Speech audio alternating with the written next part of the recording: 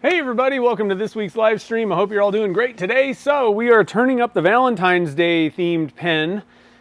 This one's looking pretty good. I like it a lot.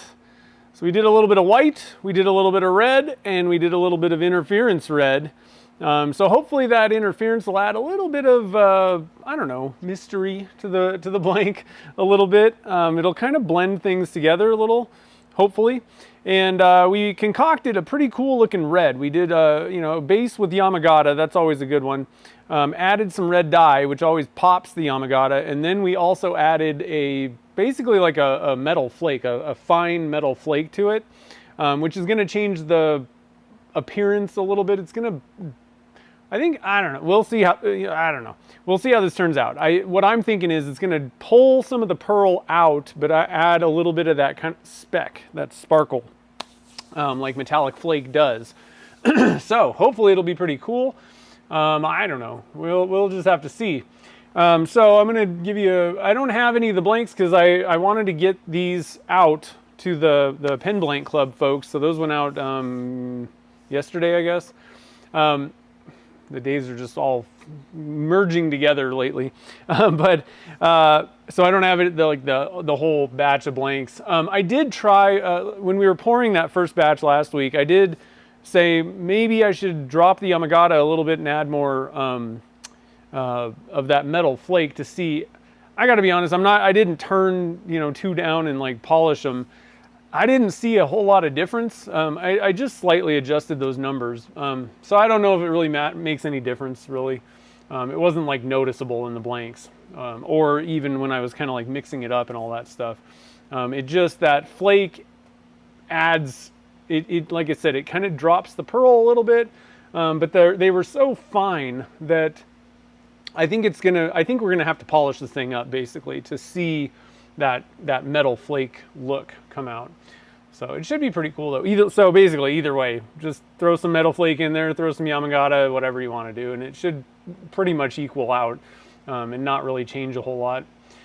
So let's go to this view and we'll show the blank a little bit more. I really like this blank. That red is really good. And you can see the interference is kind of popping here and there. This is the outside of the blank, so I'm not expecting to be wowed by this, but once we get on the inside, now I did not swirl it or do anything with a stick, so it's going to be a little blobbier, which I wanted to go for, but we'll have to see it. I'm sure it's still kind of mixed up a little bit, but I wanted to get some more of that like interference to kind of be blobby, so that it hopefully will give that aurora effect, that kind of, there's no black in this, so it's not going to make it like scream at you. But between like where the white and the red meet, I think it should add this kind of softness, but also a little bit of a glow kind of thing. So pretty cool. I'm looking forward to turning this one up. Now, one other thing that I wanted to share. So I've been kind of talking about that drill bit sharpener thing, and so far, I wanted to show a little bit more about how this thing works. I need to go. I don't have the links to the. I'm not doing like a here's how you use this thing kind of video, because there are ones out there that are in depth and better than what I can do. What I like about this machine or this setup is it actually uses metal collets to hold the drill bits. Let me go grab one real quick. I'm gonna grab 3 of these guys.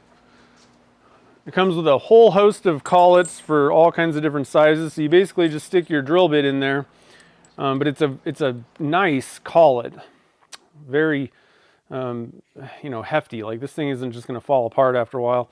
And then you set it up. I don't know if I can really show this here. Yeah, kind of. You set it up by sticking it. It's pretty simple steps. Like you stick the collet in there.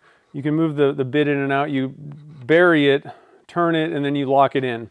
Now, when you set it up though, you got to use this dial to do the right diameter, the right size drill bit. So it's fairly simple. You just grab the 10, if it's like around a 10 or 10.5 millimeter.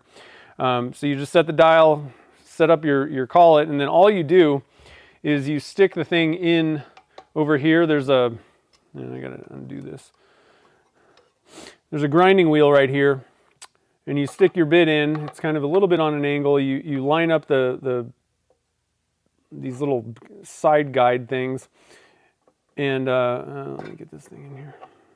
And all you do is you just rotate this thing until it stops grinding, and then you flip it over and do the other side. That's all you have to do, and it seems to be working. Now, I haven't actually used these drill bits. This one's actually sharpened.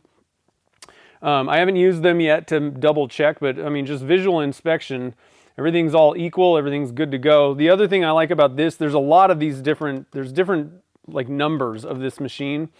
What I like about this one is you can also, after you're done, getting the main wings, you can come on the top and it'll clear the back edge, and you can effectively kind of get a split point.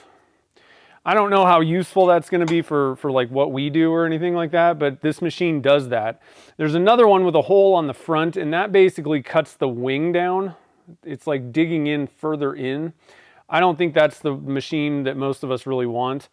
And I don't even know that this clearing the backside is going to be that important for most things. I think all you really need to do is just do the front. But overall, it was super simple. It seems to work. I don't know. Again, I got to test the drill bits out, like actually drill into some stuff.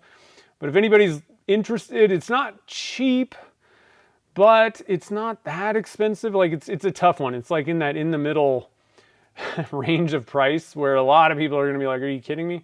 It's like $289 on Amazon. But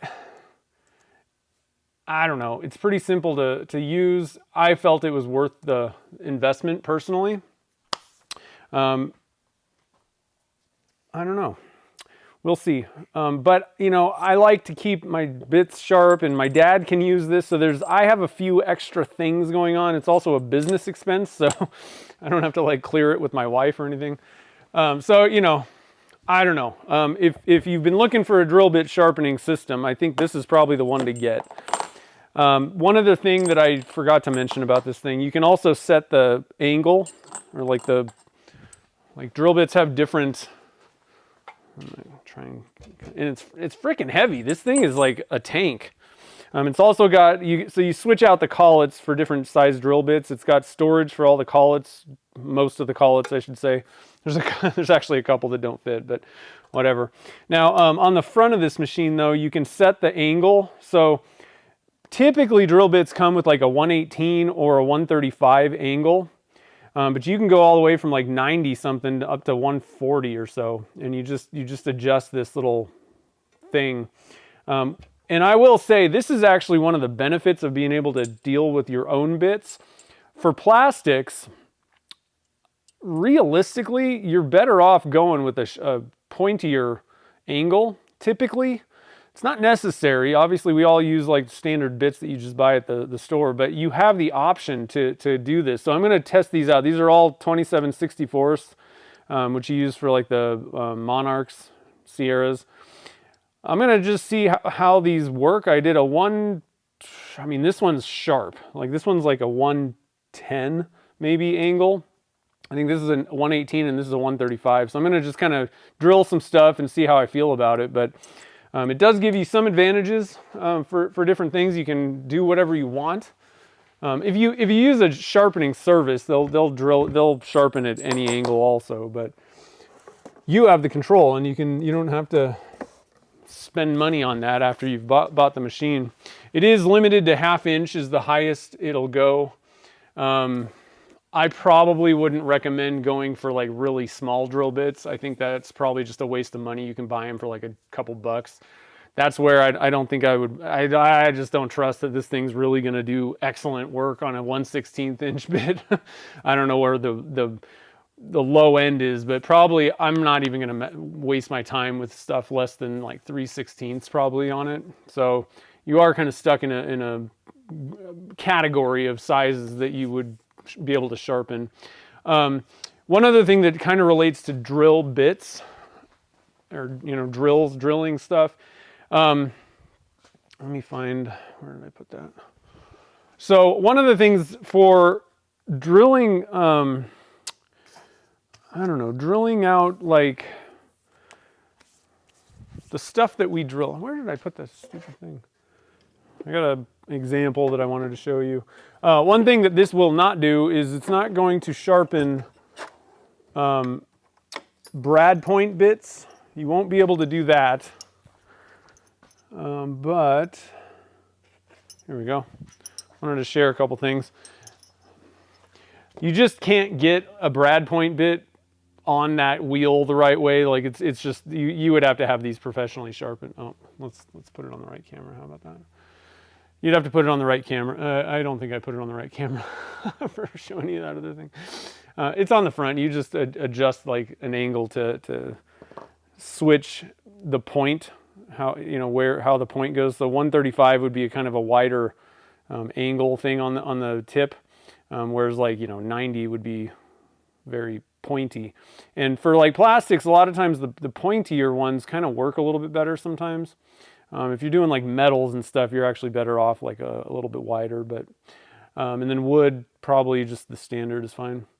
But anyway, what I was going to show you guys is the brad point bits. You're not going to be able to sharpen brad points on that thing. There's too much stuff going on in here. You got to have the right, I don't know. I don't even think a drill doctor would do brad points. Let me know if anybody is a drill doctor user. But I think you'd probably have to have those professionally done. One other thing though, I had another little topic real quick. So what I've found is these parabolic drill bits work way better for a lot of things. They keep the heat down. They pull the chips out way better than a standard drill bit. So if anybody's looking to kind of up their game with drill bits, I would recommend parabolic. Now you can get like Fish makes a lot of like pen turning ones. But here's kind of a little weird caveat. I'm pretty sure that you're not going to be able to sharpen is that a Fish? Yeah. I don't think you're going to be able to sharpen the Fish bits on this machine. They're like flat on the end and they got a point, and there's a lot of stuff going on that I think you're going to have them professionally done. There's machines that can get set up right. So, and they're pretty expensive. What I found is McMaster Carr sells parabolic drill bits and you can sharpen them. They're not all wonky and weird.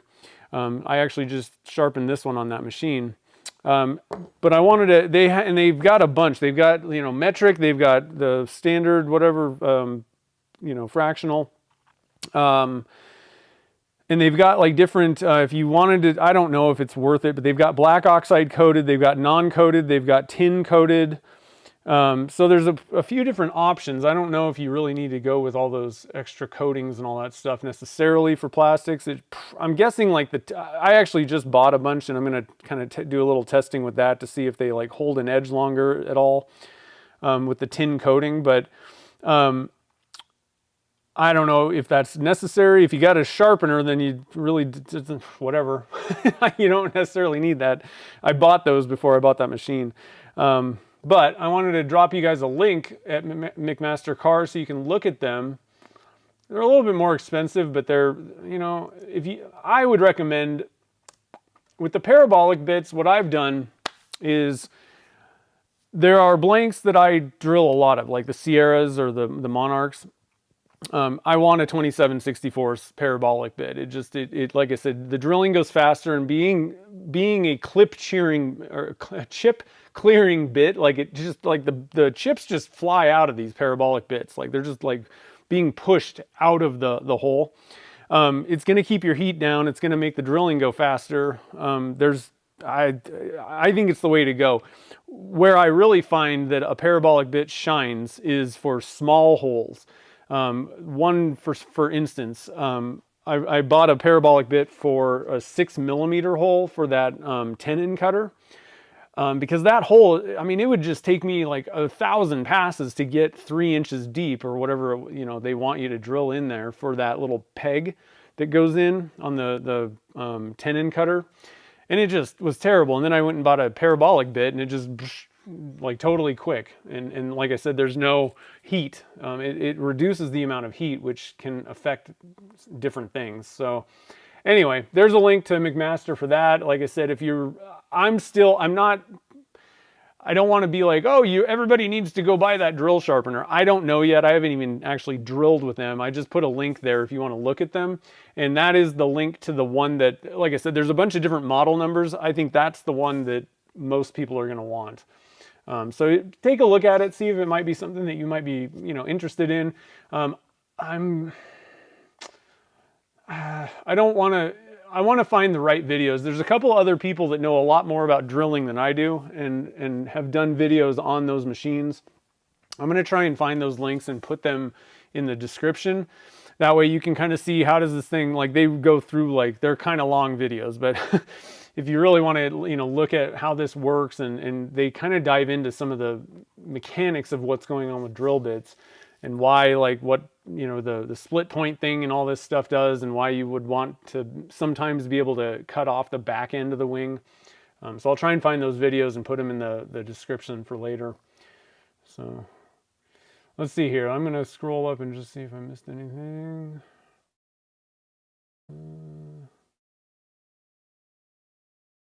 Northern Wisconsin, I bet it's pretty cold right now. We need some of your snow out here. It's hot again. We went up to Tahoe to do a snowboard trip, and it's pretty good snow, but I'm like, man, we need to get another storm in here. It's been pretty paltry this winter. Okay, no questions or anything. Harold likes the parabolics. I'm telling you, like once you try a parabolic bit, you're going to be like, why am I using on any of these other ones? But I do think, you know, I like having a set of bits, you know, drill bits, like a full set. So I have like in the 64ths, I really like having control over what size hole. You know, there's all kinds of reasons to have a good, you know, drill bit set. But for drilling these plastics, like the chip clearing is just so much better with parabolics that I'm like, if you do especially if you do a lot of certain sizes, you know, you're doing like lots of cigars. So like I have a 10 millimeter for sure. I've got a 27/64 and I do a lot of juniors. So I just finally bought a 12.5 and a 10.5, and it just makes the job work, you know, a lot faster. Yeah, is there anything, I don't know, Forstner bits. I mean, honestly, you can just take a file to those or like a diamond stone and you can touch them up by hand. I don't know if there's any machines that I'm sure there are, but I don't know of any. Let's see here. Oh, there it is. Yep. Aardvarks is on the case. I already answered it. So anyway, that's all the little random news. I think it's, you know, it's useful to share little tidbits like that. And I'll keep my eyes on this drill machine thing. And if there's any other updates, or if I'm like, oh, I found out a weakness to this thing, and it's not worth it, or, you know, something like that, I'll let you guys know. So far, I've been pretty happy with it. So I think it'll do the job. And it'll be nice, like, you know, I just really like the idea of being able to just touch up a drill bit and it takes only, I mean, it literally takes like 2 seconds to just set up and then just do, and you're back, you know, with a sharp drill bit. But like I said, I need to test the drilling on actually drilling with them before I make my final decision on, is it really good? So let's see here. And so one thing that you might have noticed, we're going with a long blank for the pen. I've got what is this? They call it satin silver. I just felt like that would be a really good match for this. So I have a satin silver Zen. I love the Zens. I think they're great. So that's what we're going to turn. So let's head over to the lathe. That's not the lathe. Let's go to the lathe. And I'm going to bring my phone so I can see the chat. And I think that's, is Jake here? So Jake's doing the, Make-A-Wish right now. And if you want to donate, so if you've been missing any of the auctions or any of that kind of stuff, you can just donate to his cause, which I'm going to do that. I need to make sure that I don't do it after they're done. I haven't been able to tune in the mornings, but there's a link if you want to just donate to the charity work that they're doing over at Saturday Morning Cartoons. There's a little donate button at the bottom of that link. I'm not sure when all that's over. Like I said, there's been a lot of things going on, and I haven't been able to tune in the mornings. We are on the right camera. Okay. Let's get this thing set up, and then I'll get my phone ready. So, and luckily I have 2 sets of junior bushings, and you can use the larger small one. All right, so with the junior bushings, you've got the 2 big ones, Obviously, we're not using those, so you throw those out. And then there's 2 small ones, and if you use the larger of them, if you are lucky like me, I actually have 2 sets of junior bushings. And you can actually just use the 2 larger size ones. The tube fits, it's a 10.5 millimeter or whatever, I don't know, whatever size tube. It's the same tube as the junior small part, the body. But you can use the larger junior bushing. So if you randomly, like me, have 2 sets of those, you can just not have to buy Zen bushings specific. They're the same size. So there we go. I gotta get my phone ready. Hold on a minute. YouTube app. Here we come.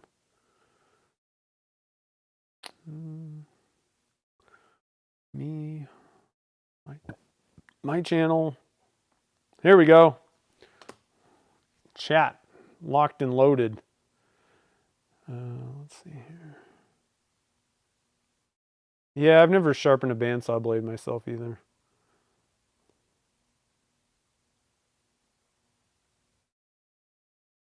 Okay, so sorry, I was reading comments about bandsaw stuff. That seems really tedious, and that's one where, especially for just like if you're talking about just kind of like standard bandsaw blades, like I just don't have the patience to sit there and sharpen every little tooth. I like this drill bit thing. You just stick it in the hole, wiggle it around. That sounded terrible. That's all you do though. Give me simple and easy, and I can sharpen it. Okay, let's see here.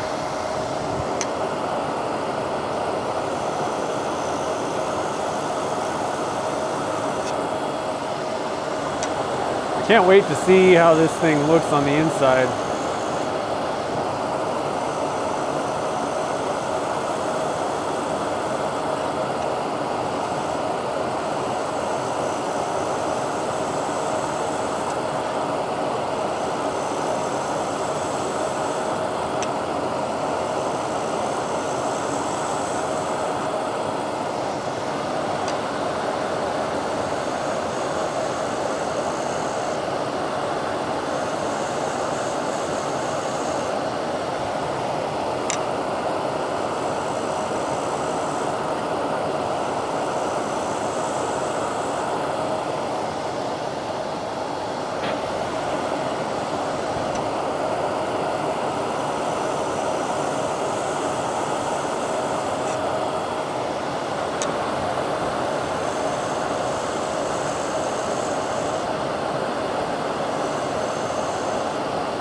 All right, I'm gonna stop and we're gonna look at this thing so far, because I can't wait. Oh, wow. Wow, the swirly things, like I said, I didn't mix it up, but that white's heavier, and it really, oh, that's nice. So this just goes to show you, sometimes you really don't even need to swirl the things up. They are more like vertical, kind of, and that's probably because, like I said, when you're using white, it's heavier, so it tends to kind of cut through other colors, which 2 things go with that. A lot of times you can use less white because it's going to kind of take over in some cases. Like it's going to push the other color out a little bit more, or thin it at least. So that's one thing to kind of keep in mind. Sometimes you can get away with less white. Sometimes though, if you're doing 2 like light colors, like if you have white and like I find with like pink, white and pink, it's the white actually kind of drowns in those a little bit. So like 2 like light colors, sometimes the white doesn't really stand out as much, but that's looking pretty good. Yeah, it's starting to look very promising. One thing I wish, and I don't know if they make it or not, but there used to be like a pearl, like a white kit. And I don't know if it was a Zen or, I don't know exactly what I'm talking about, but probably like a cigar. I think the white pearl would have been a nice plating for the kit. I wish there was a Zen with just like a white pearl. That would have been like the perfect kit for this. But the satin silver kind of, it's in that range. It's close to that.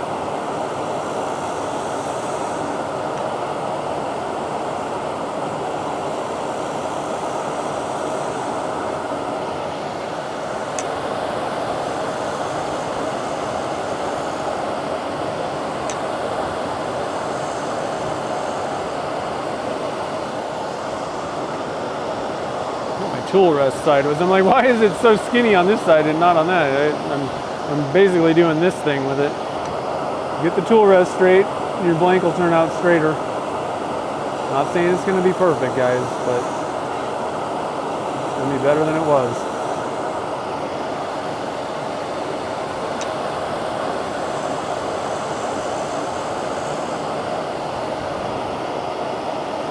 Okay, we're getting close now.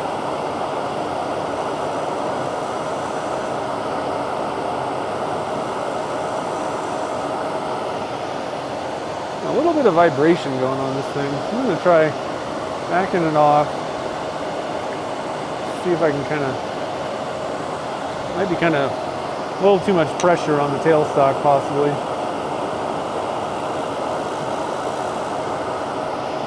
Yeah, still kind of vibrating on there.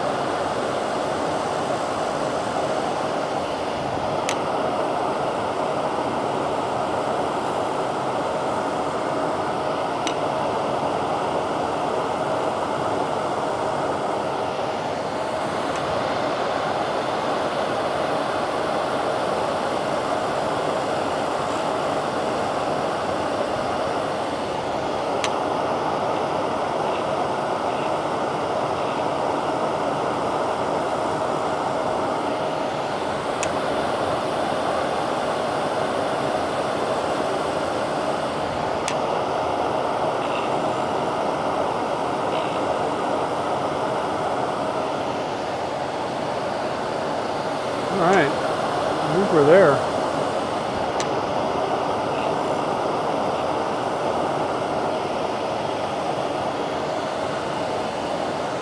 Kind of vibraty. I think I'm probably got a good amount of tool marks on this thing. It's kind of wobbling around a little bit on there. Maybe I didn't get as good of a glue joint. Now, one thing that I didn't do, and I kind of wish I would have, but I didn't have time, I didn't paint the tube, and I really think that white would probably be the way to go. So this is just brass. Right now, I think there are areas where I can kind of see through. That's a little bit of a shame, but even though I didn't have time to do that, it's also kind of nice for the folks in the pen blank club, because I can be like, you probably, will need to paint or won't.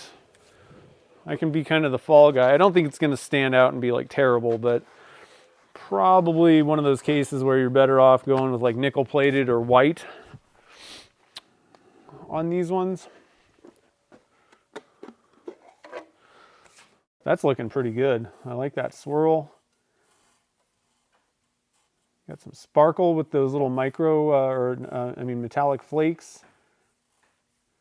Man, I think I probably could have gone with a little bit more Yamagata in there. I don't know.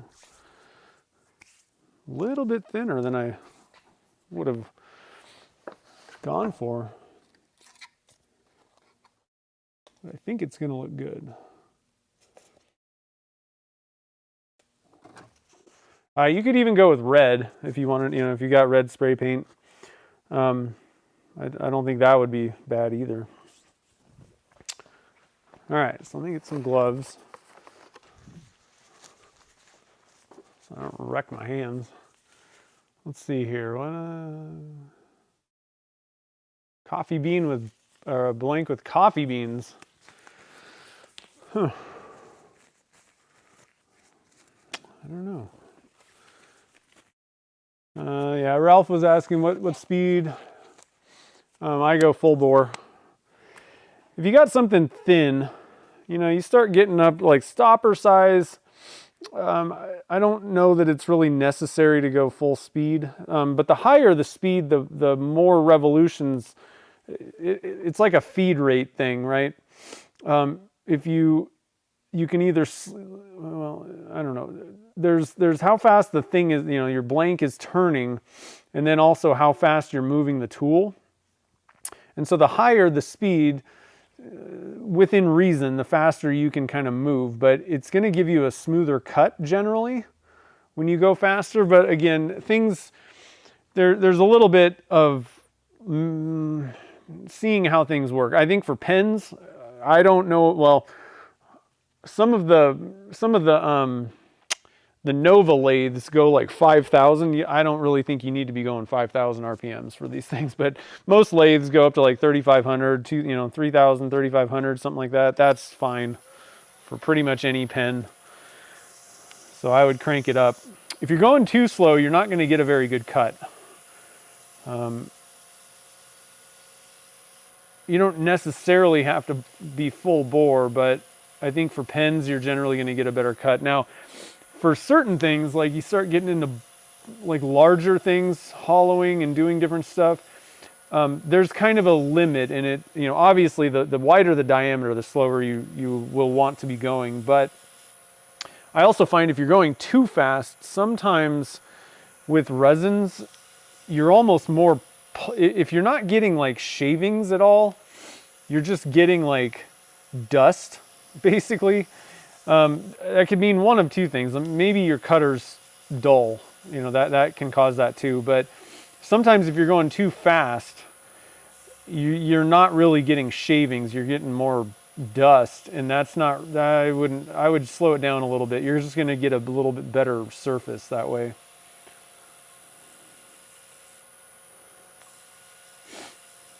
Generally, you kind of, like I said, there are advantages to speeding things up a little bit on how fast it's spinning. It generally gives you a little bit better cut, but then there's limitations to that too.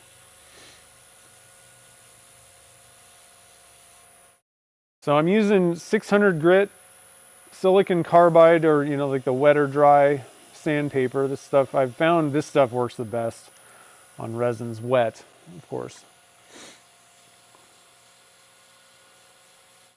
Oh yeah, coffee labels, that's a good idea.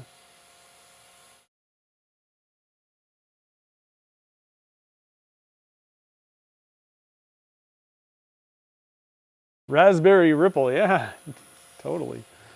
It's very raspberry-ish. So I'm just scrolling and reading.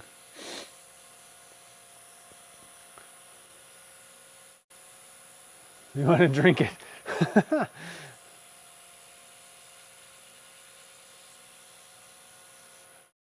I have never used the Urushi lacquer, no.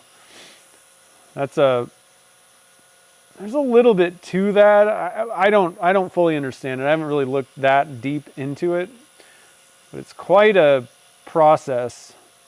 And I just personally, I don't have time to do that, but it's pretty cool. Like if you can get good at it, so the high-end fountain pen makers, some of them do that. Jonathan Brooks he's pretty good at it, but I've been around him talking about it. I've seen him, he's talked about it on their podcast, and I don't know. I mean, unless he's just making it sound more exotic than it actually is, it's quite a. He's like, man, I've been working on it for years to try and figure it out. There's quite a bit to it. It's not just like slapping some shellac on it and walking away. There's a bit, and even just the ingredients to get it are hard. As far as I don't know much about it, but it just seems like it's quite a rabbit hole. What causes blanks to chip out? The biggest thing that I find, I think, is the gluing of the blank to the tube. I really, really believe that if you've got a big area where there's no glue holding down, I think especially on resin blanks, what ends up happening is the plastic, it doesn't have as much tensile strength as wood, so it can bend easier. And I've always found when I've shattered a resin blank, it's at the end of the turning, and it's usually on one of the ends, where it's really thin. So once it gets really thin, if you've got an area where, a pretty significant area, maybe half the side of of the blank, there's no glue holding it down, it can kind of warp a little bit as you're turning, and once that happens, the cutter digs in a little bit and then it just shatters. So I think that's one of the big ones. I mean, obviously, if you just get a catch, that's going to blow up a blank. So if you're doing resin blanks and absolutely want to avoid a catch, I would recommend using the negative rake cutters. They do excellent on resin. You might have noticed I was using a standard cutter. I don't think it's like fully necessary on like pens specifically. However, if you're turning a blank like the real acrylic acetate ones, like the store-bought acrylic ones, or polyester resin, anything that's like a brittle or slightly difficult, chippy material, I would pull out a negative rake cutter 100% of the time. I think on standard resin blanks, you don't necessarily need to, but you're pretty much guaranteed not to get a catch if you're in any way like I don't think you could even engineer a catch with a negative rake cutter. I can literally just hold the tool with one hand and just bump it into the blank, and you're not going to get a catch. I've literally done that. And I always use them on larger. I find that I get more catches on larger things. And definitely when you're doing hollowing with resin all day, 100% negative rake. So that can kind of help. But the glue job is the big one. I got a couple videos on how I glue tubes in, and ever since I started doing that method, I've never gotten any catches or shattered blanks. And I'm not just talking about like just pen blanks, just regular resin. That's from the era of when we were doing some serious crazy stuff with the Duncan junk. And I never blown a blank up.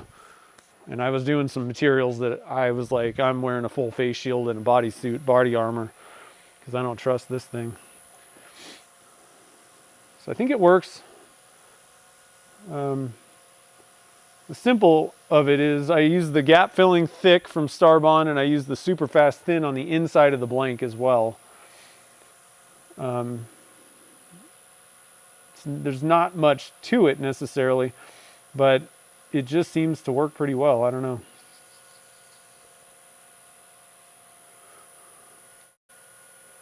So you can search for glue tubes in or something on my channel. Or just resin, just on the YouTube main page, just resin works and like glue tubes or something like that. You'll pull up the video. All right, so now we switched over to the Zona paper. And that just kind of gets out those slightly more aggressive 600 grit scratches from the silicon carbide. The silicon carbide, as long as you don't have like massive tool marks, that should flatten, get everything nice and smooth. But I do find that that's a little bit more, technically, these two, I don't know. I want to say that they say that the green Zona is like also 600 grit or something, but it's definitely not as aggressive for some reason. So it takes it out. It's more of a polishing type of grit. And so I just go with the green in second. And then we'll finish up with the gray. And then I switch over to the magic juice after that. Sometimes, if I'm feeling really frisky, I may, actually I want to do the side to side. I may go for the blue Zona. But if I've done a good job with the gray, I don't really need to do the blue. I don't find. Because the step one magic juice will take out the gray scratches.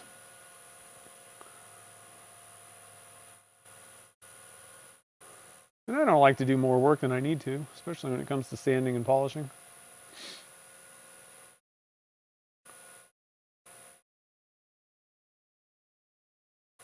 Tommy gun theme. I suppose it could.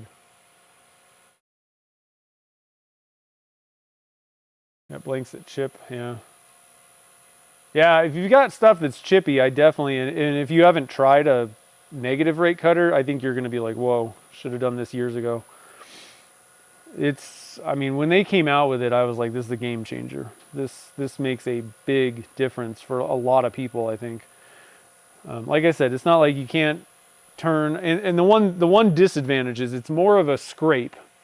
You can get, like, you know, as long as everything being equal, you got sharp cutters on, you know, a negative rake, and you got a sharp brand new, you know, we're assuming everything's sharp, okay? But the standard cutters cut more, they're more aggressive, and they cut more. They're for lack of, they're not sharper, but they just, that's the simplest way of explaining it, how it kind of feels.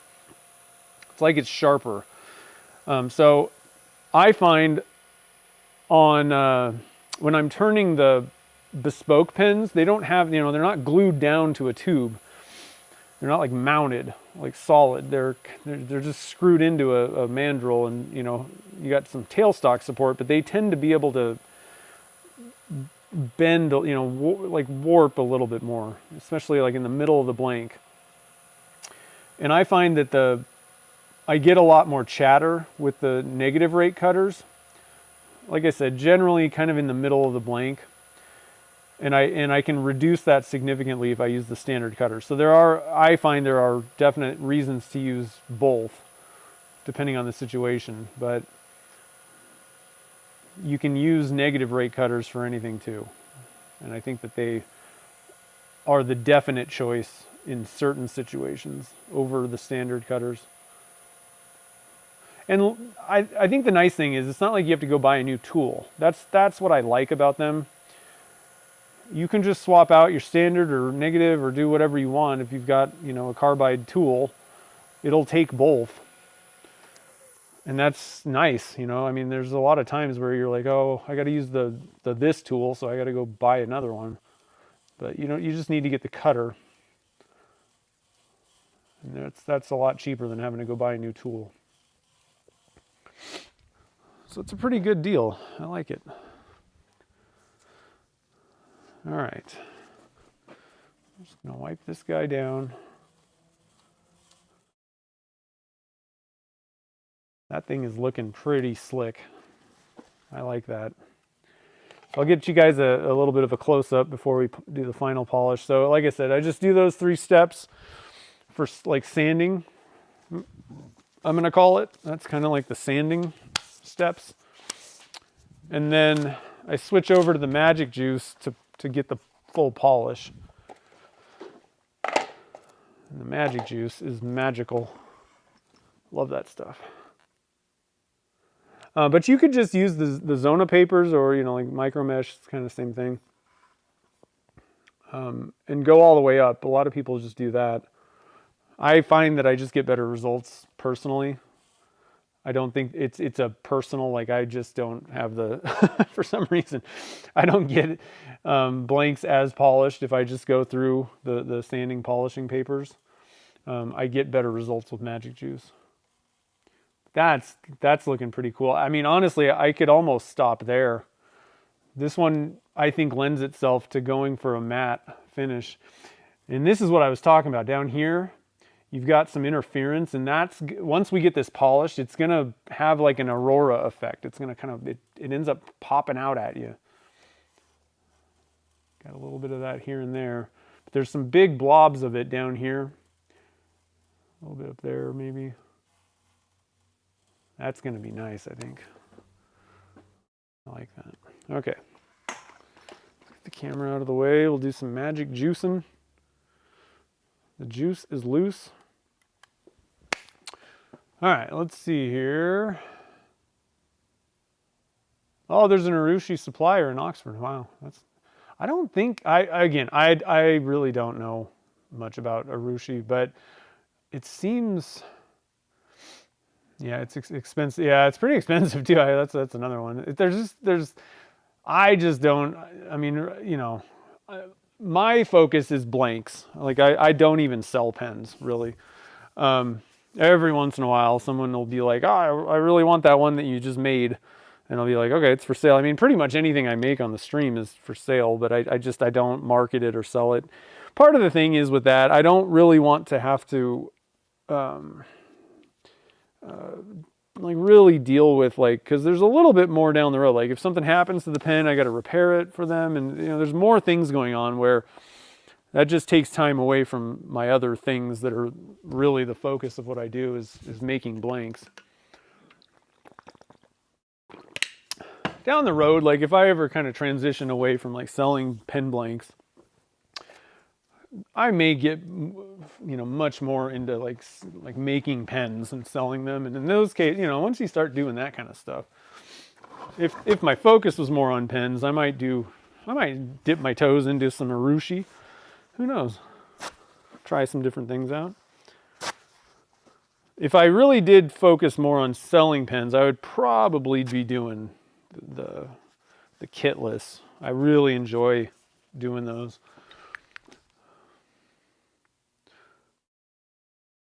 Air pockets. Yeah, too large a cut can do it too. That's a good point. Let's see. Let me.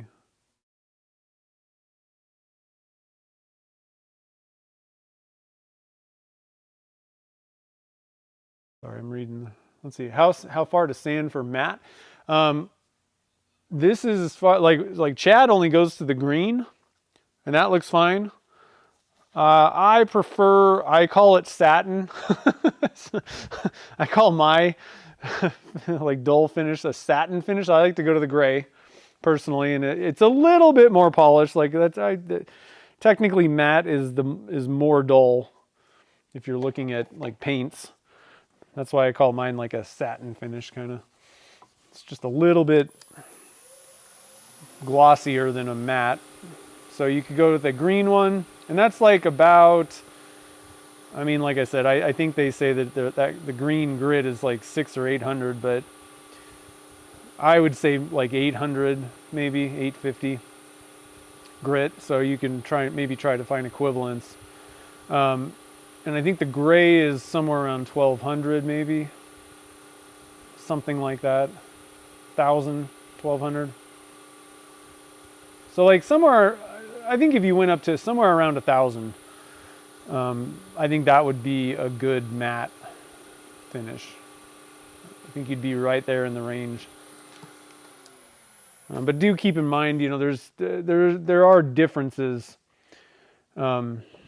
between sandpapers, so you can't just say, well, this one's 1000. There are slight differences between things. So I think you're probably best using like a polishing, something that's made for polishing, like what's it called? I am just blank. The Zona papers or the micro mesh, those types of things. I think I would probably go with those. They're just made for doing the polishing step. And that grit, like I said, there are differences between like silicon carbide. And I mean, like the particle size shouldn't really be different. It's more like how much spread, and you've got like the backing paper. There's a lot of things that go into sandpaper other than grit, and so you can have the same grit number between two different, you know, sandpapers, but depending on how much of the particles there are, how densely packed the particles are, and what even honestly what the backing paper even is. That is one big difference between silicon carbide paper and Zona. The Zona paper, backing paper is malleable, whereas silicon carbide paper is harder and stiffer, and that can even have a little bit of an effect. But it also comes down to, you know, what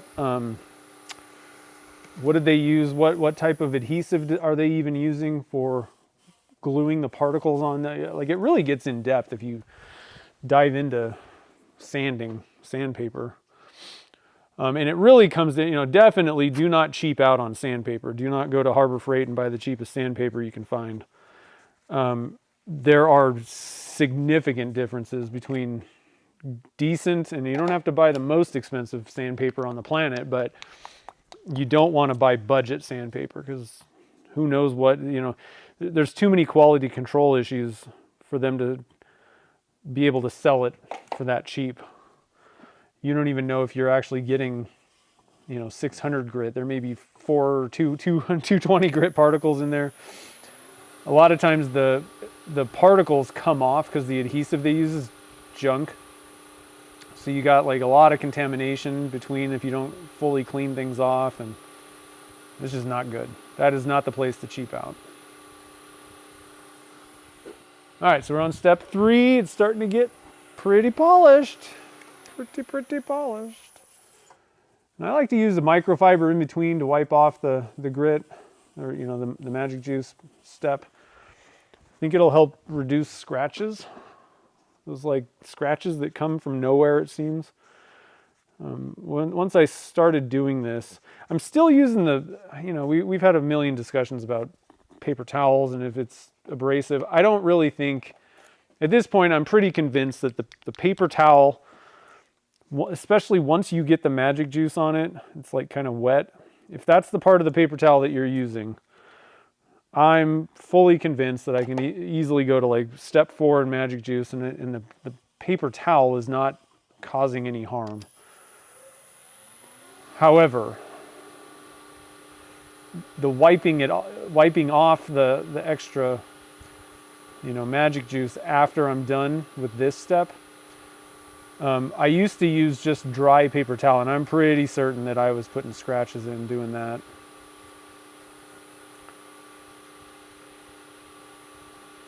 Because most of those seem to disappear after I stopped. I would like fold the paper over at this point and then rub it all over. And I'm pretty sure with the lathe running, pretty sure that was actually putting extra scratches in. So I turn it off, grab a microfiber. That is not going to scratch anything unless there's something on it. So don't drop it on the ground and then wipe your blank off. But that should help significantly. And then once I get to 5 and 6, I do switch at this point. And I found these little, these are like it's basically like a little microfiber cloth thing. I cut it in half, and the problem is this doesn't rip. So if it got tangled up, and that's why you shouldn't be using like a full-on microfiber rag or anything like that that's long. You don't want things getting caught up on the lathe. That's going to result in injury.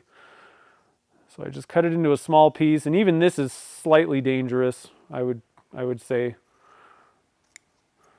But I feel confident that it's going to be okay, and even if it did like catch, I don't think it's going to grab my hand. But I do not know that for sure. So I'm very cautious at this step on 5 and 6. Let's see. Crafty Jans, do I only use carbide? I only use carbide at this point, pretty much. I have a full set of Thompson and quite a few. Actually, at this point, I wish I would have started with, what's it called? Carter & Sons. I like their stuff better than Thompson. I bought a few of their tools and I was like, oh, this stuff's great. But either way, I've got traditional tools as well, and it's just easier. Carbide is so much easier. Again, my focus is not the turning stuff. It's really more the resin casting part of everything. So I don't feel the need to get super good at the turning necessarily. And it's really not necessary. I mean, God, carbide tools do such a good job. There are times when you really kind of need to pull out traditional tools. Like I given the choice, I think it takes a little bit of time, and you got to have a sharpening setup. So this is the drawbacks to it. But I mean, you can whip a bowl out a lot easier, I think, if you're reasonably good with a a bowl gouge. But we're talking, like, if you're a production turner, like, you're probably not going to be using carbide. That's more of where I'm going with this. If you just want to go turn some bowls here and there, I mean, you know, and you don't really, you're not interested in learning, you know, how to use traditional tools and sharpen and do all that stuff, I don't really think there's a need to get traditional tools. I got way too much of this stuff on here.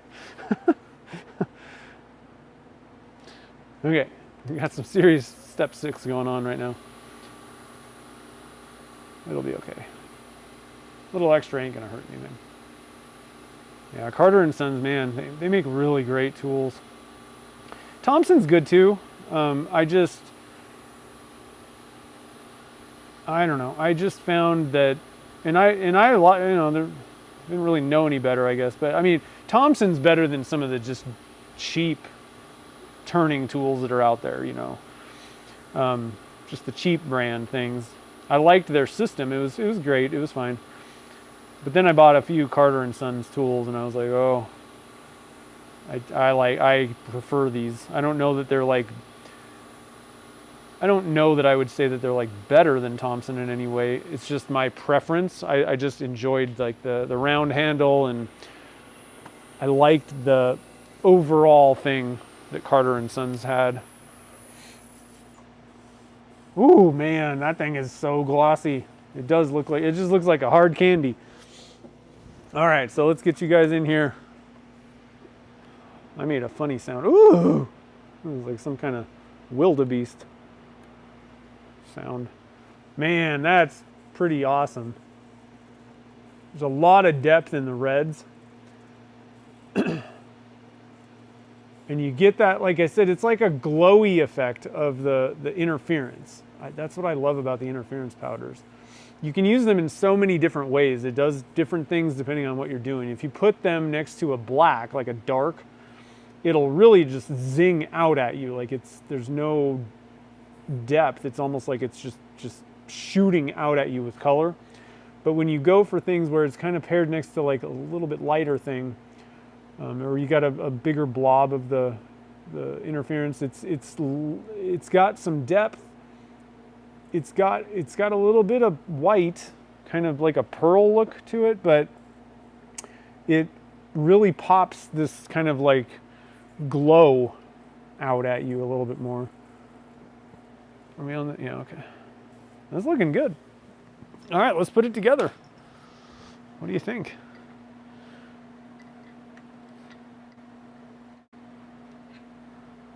Ooh, very nice, very nice. Okay, I need to put my bushings back right now, otherwise they'll get lost and weird. And one thing that I always do is just wipe off the, see how it just, there's just some junk on the end after I polish. We just don't want that on the, to squish out. It wouldn't hurt anything really, but I'd rather just wipe it off and be done with it. All right, so I still haven't bought the Miles Craft. I'm actually waiting for the Beast, the big 12 blank molds, to get back in stock at Turner's Warehouse and then put in a big order. Because I'm going to get a new pressure pot. I've cleared a space for the, let's see, let's get this. Oh, that's an awesome view. Very exciting. I cleared a space over here on my whatchamacallit thing. Let's go to the intro. So right here, we've got a big space for one more pressure pot, and they got them back in at Turner's Warehouse, so they were out of them for a while. So I'm going to get a new 2.5 gallon pot that goes right there. I'm going to get that Miles Craft pen press, and I'm also going to get another Beast, maybe 2 mold. But I'm waiting for the Beast molds to get back in stock. So in the meantime, we'll just use this thing. Okay, so we're doing Zen. Very Zen. Let's see here. Make sure I'm not missing anything. Yeah, the metal flakes are coming out. There's a lot of stuff going on in here. Sorry, I had to put my glasses back on. It changes the Yamagata. There is still pearly areas, but there's also that sparkle, that metallic flake. I would definitely paint the tube. This one, I mean, I know what I'm looking at, and I know that I'm seeing through. It's not poking out at me as like, oh, that's the tube. But I do believe that there's areas where I can kind of see the tube. I can distinguish it, but I mean, you got to really look. It's not like it's not bad. If you didn't paint the tube, I don't think, unless you got a really big area where there just wasn't much of that Yamagata or metallic flake stuff, because sometimes that happens where I don't even understand how it works, but there may just be an area where there's kind of a void for some odd reason. So probably best to go with white. So white is going to brighten. You know, it'll be able to reflect more light off of it. It's still going to go through. It's not like it's going to cover anything up. It's just you're not going to have this brass thing staring at you. So the white should kind of brighten up the reflection. Black is going to absorb light, so it'll darken your blank and it won't really reflect as much. And then like there's also the nickel plated tubes that you can get sometimes for certain kits. These things are pretty awesome. Now you're gonna see it, but this has a lot of reflectivity. So if you're going for like depth, this thing will almost have like a shine coming back off. But you will see glue splotches, you know, if you don't paint the inside of the blank, if it's like super transparent. So for something that's like this, you know, like the nickel plated tube would be a good choice too. Either way. I still haven't got a felt thing on this, but we're going to get rid of it anyway. So I think I'm going to, I don't know. I'll just stick a piece of paper in there.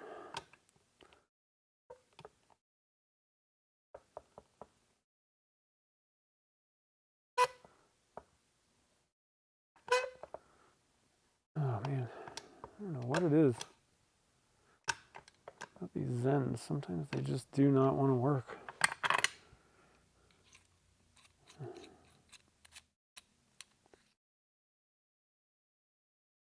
Definitely going in sideways.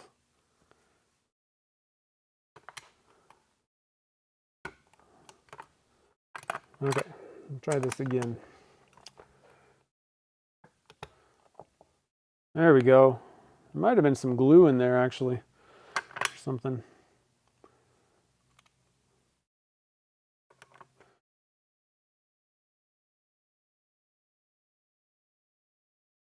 I'm just gonna do that. This side went in good. All right. Tighten all these little doodads up. Drop that in there. Drop that guy in there. I love these Zen kits. These things are great. Oh, and one other thing, always a good idea to put a little bit of wax on those threads for these kits. Otherwise they squeak and they're just, oh, it's horrible.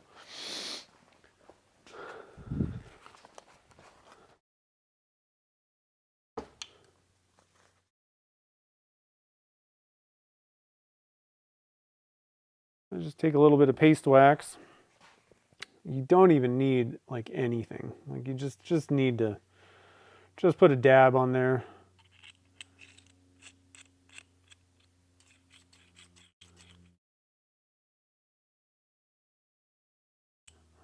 It'll work smoother as well. I'm just gonna,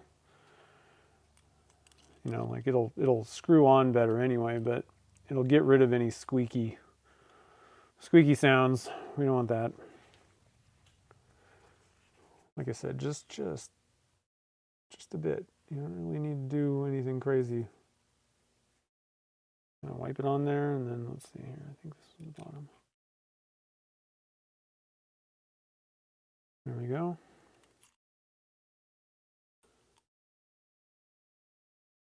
Okay.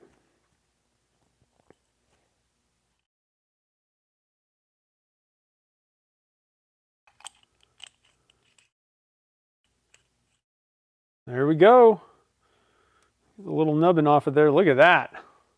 I do like the silver. I like that. That's pretty good. I think, is Vertex another magnetic kit? I love the magnetic thing.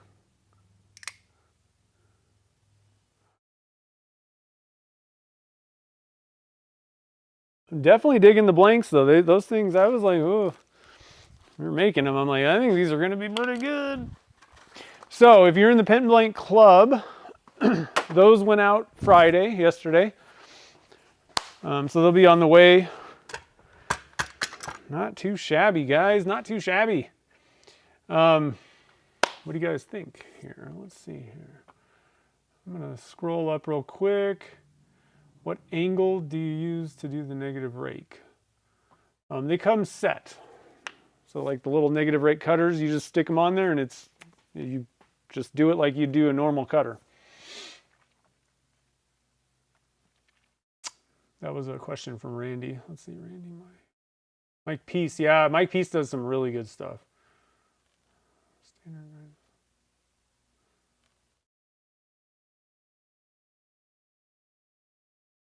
Yeah, you can. And that's actually how. So Mark was talking about the negative rake. You can just angle your tool, and that will make it less aggressive. So like, if the cutter, whatever, it doesn't matter if you're talking about like a bowl gouge or whatever, if the cutter is angled up on the thing, that's an aggressive cut. And if it's angled down, that's not aggressive. It's much more just scraping. And so you technically can do the lifting thing with standard carbide cutters. It's really awkward, honestly, and that's the reason why Easywood Tools came out with the negative rake cutter, because Carl Jacobson was doing that forever. He would be turning stuff, and he'd have the tool up here, and he was just like, I'm pretty sure Carl was pretty much instrumental in coming up with that idea. He's like, this is just stupid. Like this doesn't feel good. This isn't a good way to turn. Like, is there something you can do? And I think they worked together to develop that negative rake cutter. Obviously, Easywood Tools developed the cutter, but so and that was part of their thing. The way that Easywood Tools, they want you to come in and flat with the tool for the standard. That was always the way that they told you to use the tool. So all you do is switch out the cutters on the carbide tools, and you use it exactly the same way. The negative rake on the negative angle on the cutter itself does the work. So you use it the same way, whether it's standard or negative. That's why the whole system is great. When they came out with that, I was like, and it really was. I always say this, did I need that for pens? No. I was telling you that it depends on what's going on, and a lot of times I'm just kind of too lazy to even switch the cutters out, because I don't really need it for most of the things that I do with pens. But if I put something up there that is particularly, it's got something in it, like if I'm doing like honeycomb blanks, I'm going to put on a standard or a negative rake cutter all day. I'm trying to think of, like anything else, anything that's like particularly, like if it's brittle-ish. I mean, most of the blanks I make aren't really brittle, but some things can be chippy depending on what's in there. But where it was a game changer, like literal game changer for me, was hollowing. I mean, I just wouldn't do it. I finally got to the point, I was white knuckled, I was getting catches all the time, and it was partly just because I didn't know what I was doing probably, but it changed it to where, I mean, I'll take any chance to hollow something out. I'm talking about resin stuff for the most part, but I mean, anytime I can get an opportunity to hollow something all day. Like, it's so much fun when you're not sitting there like, am I going to get a catch? And you got the tool like deep in the thing. it's not fun getting catches when you're hollowing stuff. And so it totally eliminated catches on hollowing completely. I mean, and like me, if you don't know anything about how to do it properly, back then, I've learned a few different things from it, but it made it so much more fun. Let's see here. And so, yeah, and there's a lot of people, if you got standard tools, if you got just like scrapers and stuff, you can put a negative rake on a normal standard scraper, high-speed steel. I think I can even probably show you one.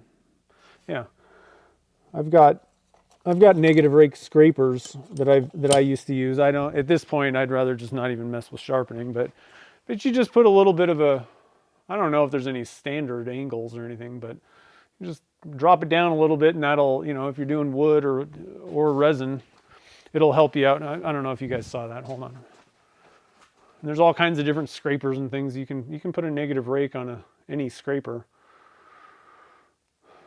and you just use the grinder to put that angle on there. So you can do that to any tool that you want.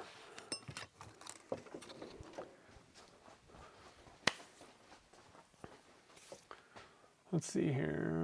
I think there was a couple other questions. Oh no, yeah, you can't. That's the one drawback. You can't really sharpen those. I mean, there's some way, but you can touch up the standard cutters with just a diamond file, diamond card kind of thing.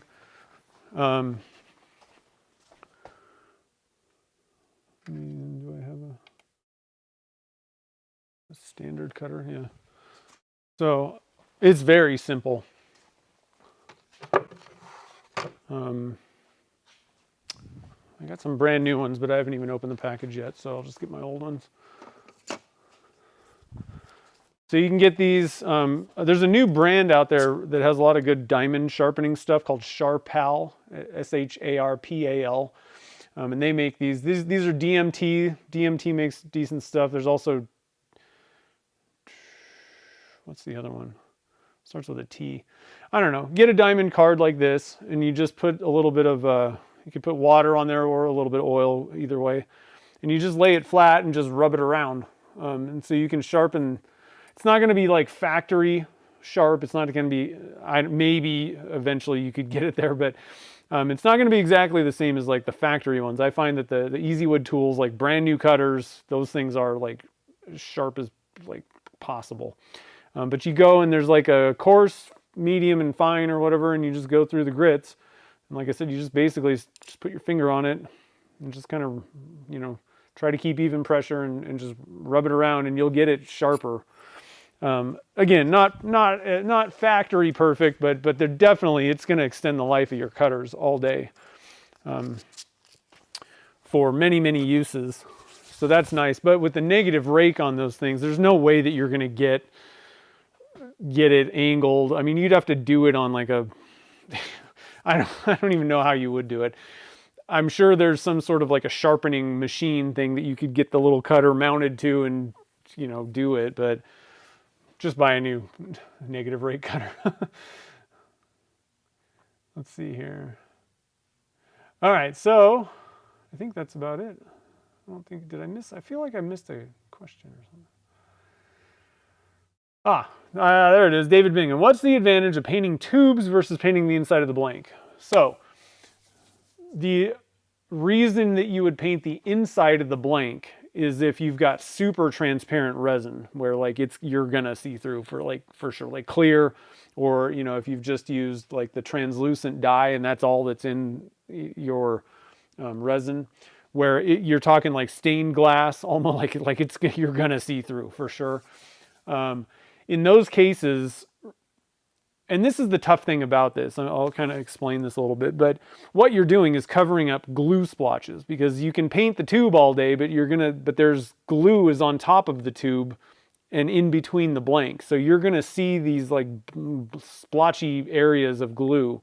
There's just no way you can't get the glue perfectly on the tube between, and all that stuff. So you're gonna see these yucky glue splotches, which are in some cases just about as bad as seeing the tube. So you paint the inside of the blank and then you won't see glue splotches ever. So I only reserve that for things that are like see-through. Like, I mean, it is transparent for sure.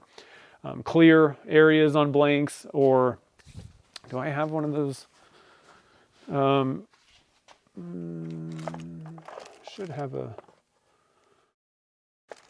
Should have an example of one, maybe.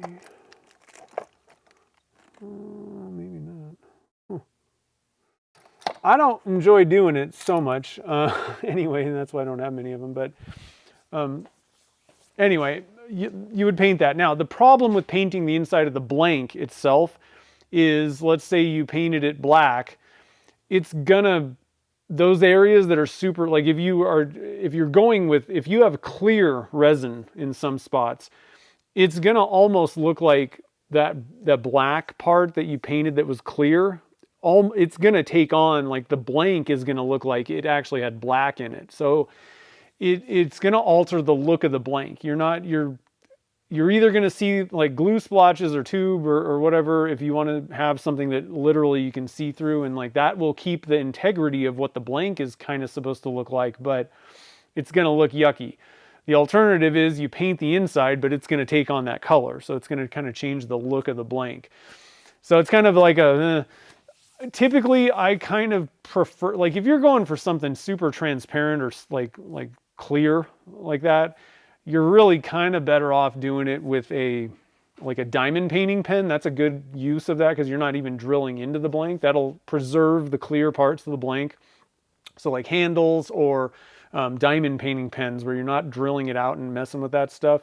Or I would really kind of just go with a bespoke pen. They handle clear, really well. All you have to do is just, sand the inside. Painting the tube is going to cover the tube so that you just don't see brass, sticking out at you. So that's why you would paint the tubes themselves. And as long as it's like translucent, I'm gonna say that there's opaque, there's like translucent, which is a pretty wide field, and then there's like transparent, like see-through. And so like the see-through things, generally I reserve for like painting the inside of the blank. If it's translucent, usually just painting the tube is fine and you're good to go.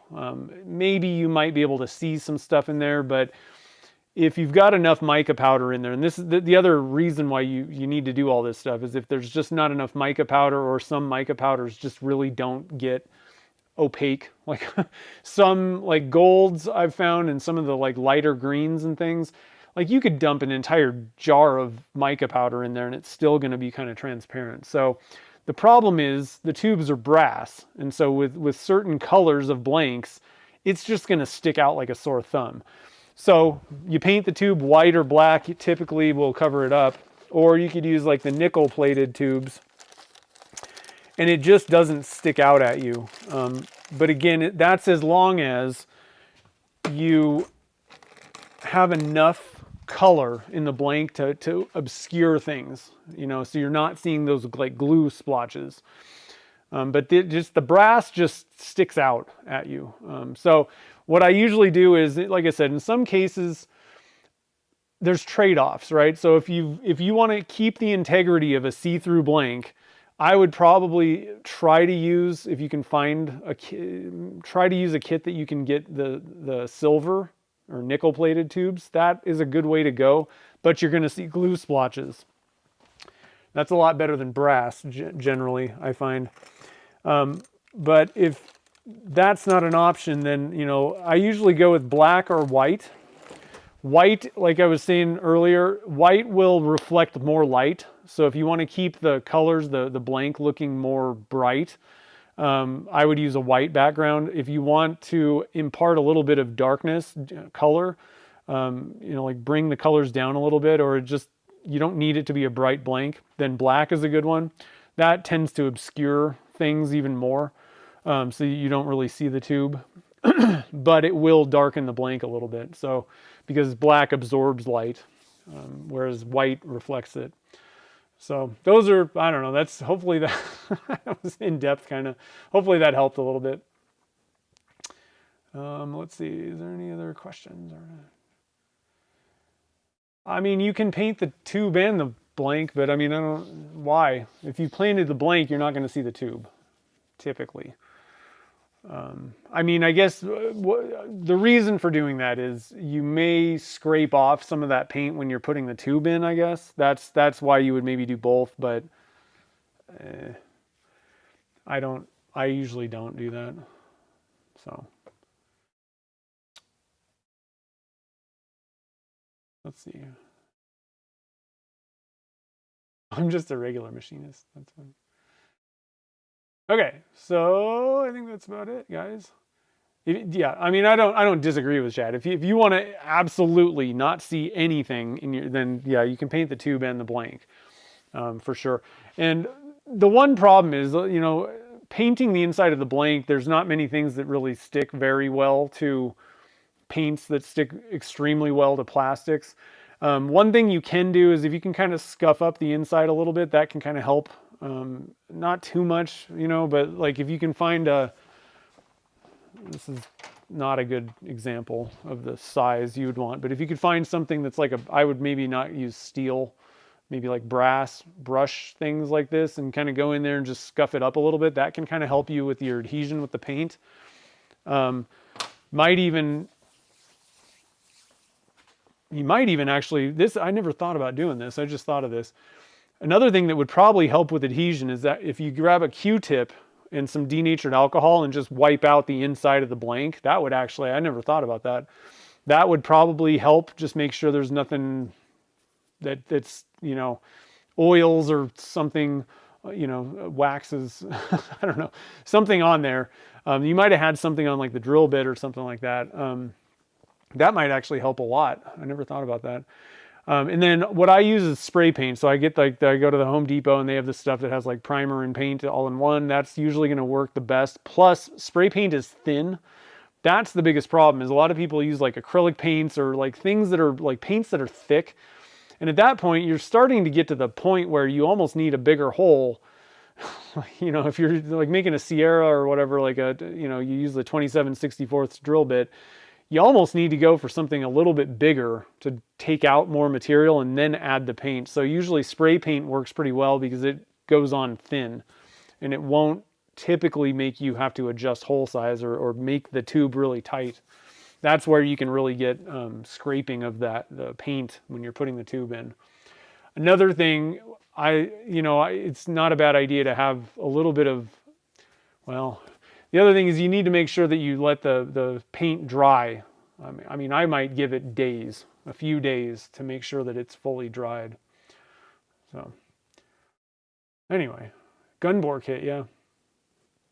That would work out. Nail polish works pretty good too, yeah.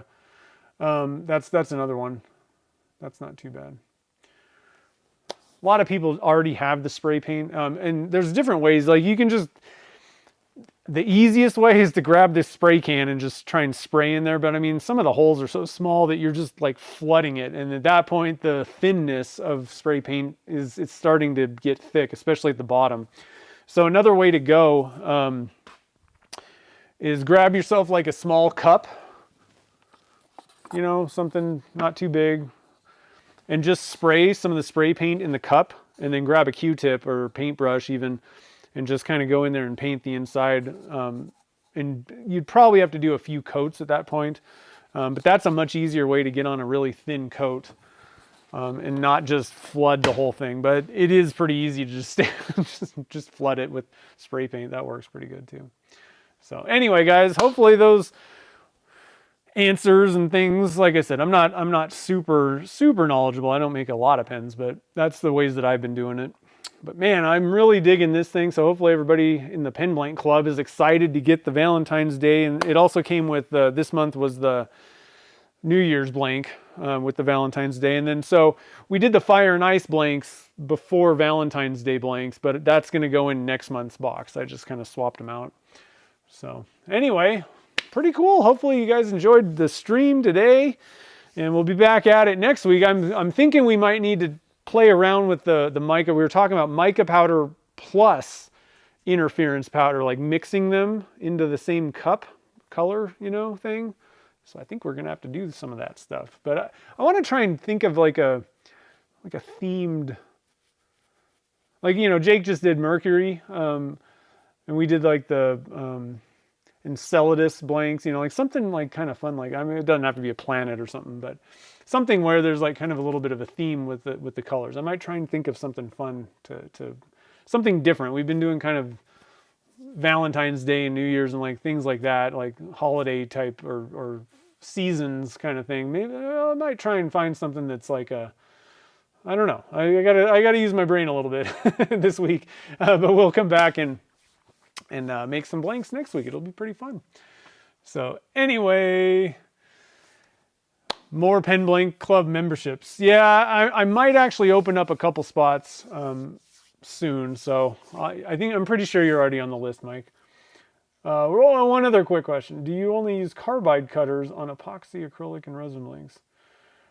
I don't really use, pretty much I only turn resin stuff like pens, especially at this point, stoppers and things like that. But yeah, I don't use high-speed steel. I just don't use those tools anymore. I was saying before, like, there's nothing wrong with them, but, I do have to sharpen them, by hand quite often, a lot more often.